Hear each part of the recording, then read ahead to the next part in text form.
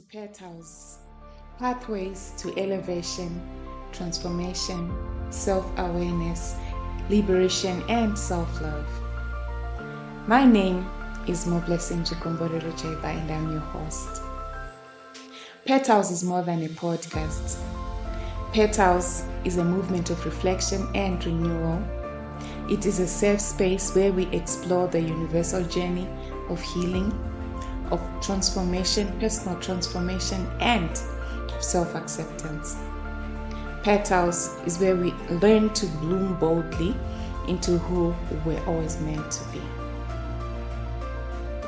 So last week, guys, I mentioned this phrase that words are never just words. And I said that words have the power to build us, and they also have the power to break us. So often, again, I mentioned that the earliest words that are spoken over us are the ones that echo the loudest, well into our adult lives. So today we want to get a bit more and dig a little bit more into the weight of words, and how they can shape the way we see ourselves.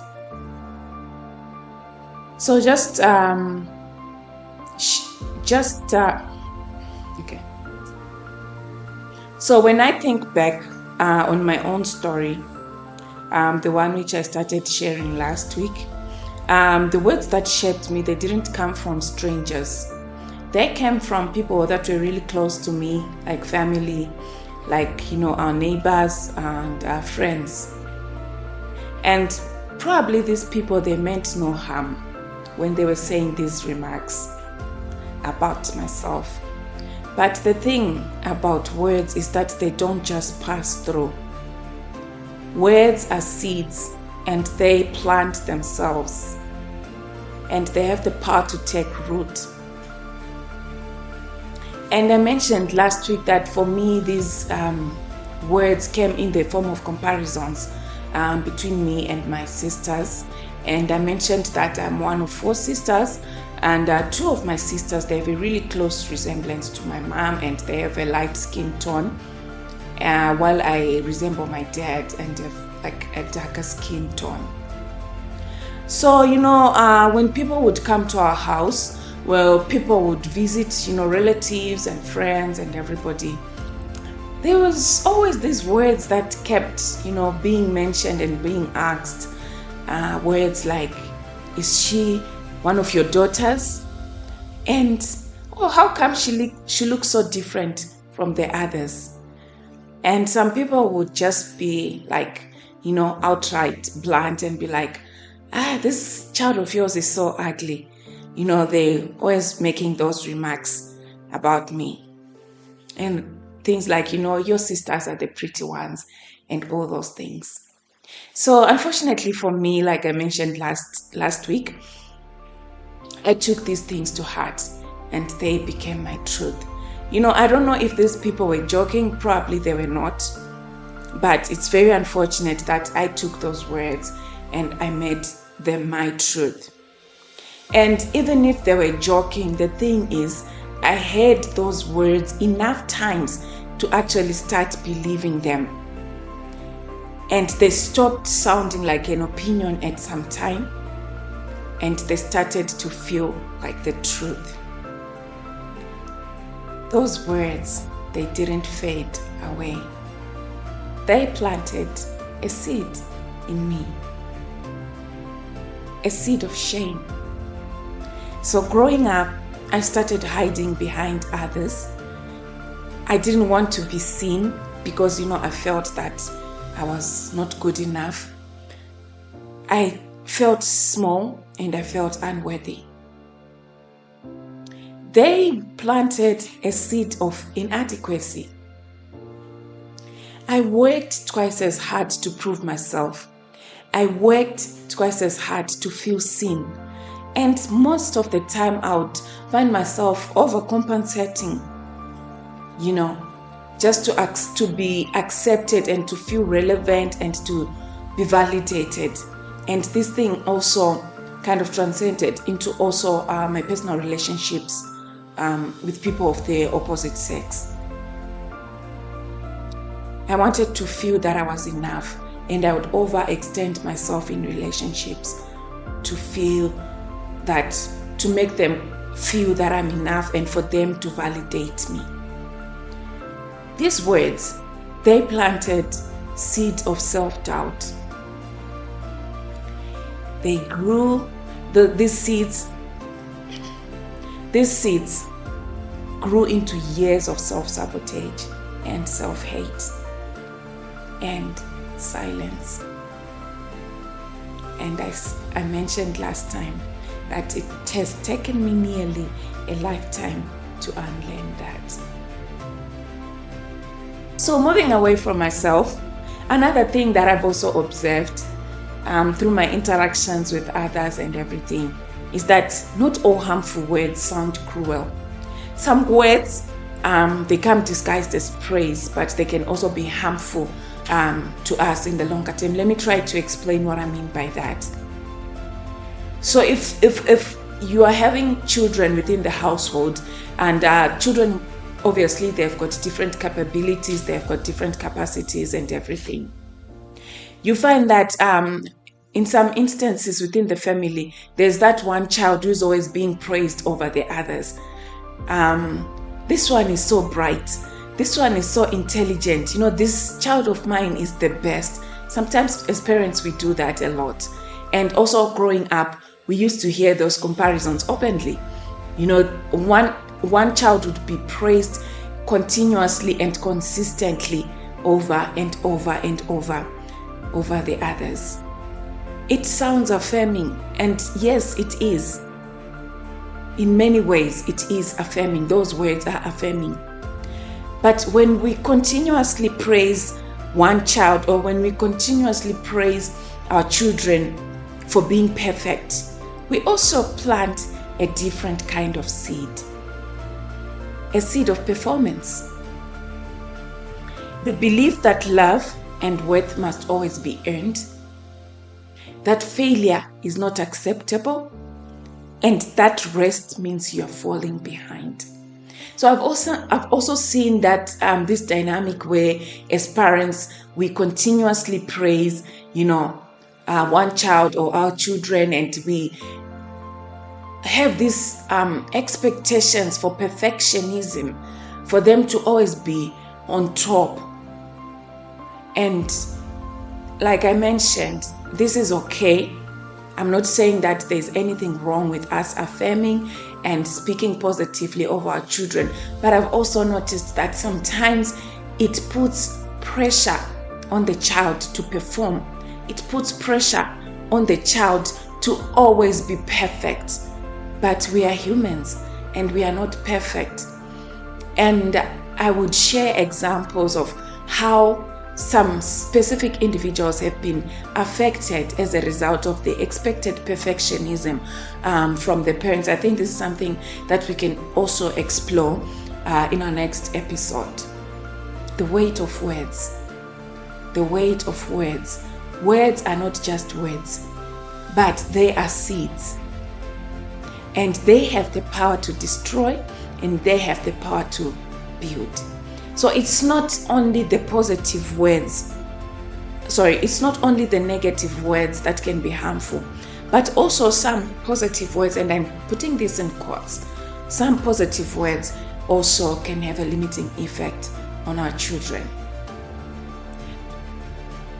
So, as we continue these conversations, I'm again reminded that I'm not alone in this journey, and that as much as my path is unique, it is also universal. So since we launched Petals last week, many listeners, including my friends and family and some specific individuals, have reached out to share their own experiences, stories that echo in different tones but carry the same truth, that words have power. A friend of mine told me after the show, she told me how growing up, she was constantly reminded of her small stature. So my friend is very short and she's very small. And she was constantly being told that when she was growing up, to the extent that she started believing that she didn't deserve big things in life, if you know what I mean. She started believing that she was small and all she could expect out of life was small things. And so it kind of limited her in terms of, dreaming big and having big visions for herself, until she decided to challenge that narrative. Another listener reached to me and shared to me how her daughters are being bullied in school. And because the daughter has got a resemblance to the dad, and how kids bully each other in school, they're calling her ugly and all those things. Another one told me that her confidence was broken in childhood, not in childhood, but much later, through family struggles that she was encountering and the harsh judgment that was coming from relatives who didn't understand her pain. Another colleague reached to me and she confided me how she was labeled as too ambitious, until she learned to dim her light just so she could be accepted. A friend of mine wrote to me and told me how he was mocked for his height, and how even within the work environment he was judged, and he was labeled as a result of his small stature. But I just want to share this one also, and I think we might also need to create another episode around this sharing that has come through. Someone shared to me this and said, I found it to be very powerful. She said that it's not just the words that are spoken that shape us, but it's also the ones that are never said. She told me how, even after achieving great things growing up, her parents and those close to her, they didn't affirm or they didn't acknowledge her achievements, and they didn't affirm or acknowledge what she had done. So she felt that she didn't do enough. So her life was always about trying to achieve the next big thing, because of the lack of acknowledgement and the lack of affirmation of what she had accomplished in life. Not that she sought validation, she told me, but simple things like, I'm so proud of you, my child. I'm so proud of you, my sister. I'm so proud of you, would have meant the world for her. And she told me that the focus was on what she had not yet achieved, what she didn't have, what was still missing, instead of celebrating her for what she had already achieved. That silence and that lack of affirmation can leave its own kind of wound. And I think we might need to have a session just to discuss this in greater detail.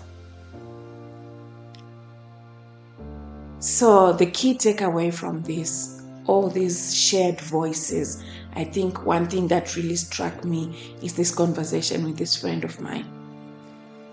In answering, it's not only hurtful words that leave scars, but it's also the good words that we don't speak. The words such as, I'm proud of you, congratulations, I see you, you did well. Silence can shape us too. But awareness allows us to break that silence, to speak life over ourselves and to offer others the words we once needed to hear. Again, I'll mention this, that Petals is personal, but it is also very universal, as you can see from these shared reflections. It is our story. Words spoken to us in childhood often become the beliefs we live out in adulthood. That's why awareness is such a powerful first step. And I just want to re-emphasize this point that the words that we speak, we need to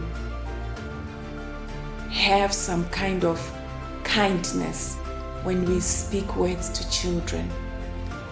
when you speak words to young adults, because you don't know the ground where your words is landing on. You don't know the person, how that person is going to take the words that you are speaking to them. I can give an example that the mind of a child is like a sponge. You know how a sponge absorbs water, but in this case, it's not absorbing water, it's absorbing every word that is spoken to them. It's absorbing everything, because at that age, a child is still not able to filter most of the things that are coming to them. They just take them as they are. And I mentioned that the more we speak certain words to children, to young adults, the more they begin to believe them. They stop sounding like an opinion at some point, and they start sounding like the truth. And those words shape that child's belief system. And those words can dictate how that child is going to show up in the world. So what I want to also encourage us as now adults ourselves is that we need to be kind with our words. We need to be mindful of how we speak to the children that are under our care. As adults again, we have also received words, we have been told words when we were growing up. And awareness is the first step to challenging these words. It doesn't matter at what age you are. It doesn't matter, at what level you are in life. You still have the power to change your narrative. You still have power to change, that belief system if it is negative and if it is not serving you. And this is some of what we are going to discuss in our next episodes, how we can be able to overcome, these negative words, how we can be able to reclaim our lives and reclaim our paths in a positive direction. But before we conclude, I think I just want to summarize the 3 key issues that I was talking about today. The first one is that words are not just words. Words are seeds. Number 1. Number 2 is that both negative and seemingly positive words can have a limiting effect on us or on our children or on young people. And then the third thing that I talked about is that it's not only the words that are spoken to us, but also the words that we don't speak. The words that we don't speak, the words that we hold back, the positive words, the acknowledgements, and the affirmations that we don't give to our children, which can also affect how they are going to show up in the world. And so in conclusion, I want to invite you to join me for the next episode of Petals, where we are going to be talking about the mirror, where you feel trapped in the mirror, where you feel trapped in cycles of these issues that we have been talking about, and how then you can be able to break free from that. So until then, thank you for watching Petals. Thank you for listening in. And if you really liked this episode, I encourage you to subscribe to my channel. I encourage you to like and to comment, share, comment, and also to share with someone who you think might need to hear this. Thank you.